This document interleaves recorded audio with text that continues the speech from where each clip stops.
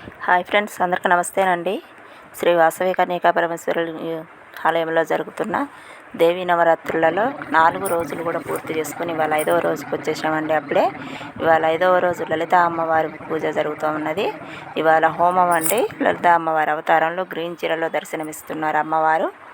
ఇవాళ హోమం అనంతరం మనకు మా ఎటున్నారం సిఐ గారితో పూర్ణావతి చేయించడం జరుగుతుందండి. దంపతులతో సిఐ దంపతులు గారు వాళ్ళతో పూర్ణావతి చేయించడం జరుగుతుంది.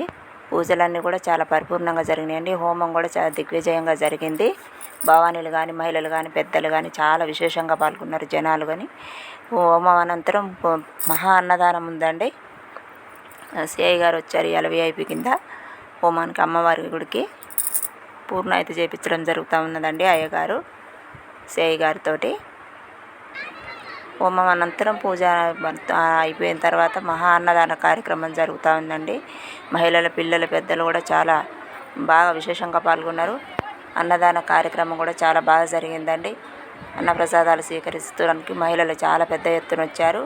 పూజలు కూడా ఇవాళ చాలా బాగా విశేషంగా జరిగినాయి. ఓకే మరి, బాయ్ ఫ్రెండ్స్.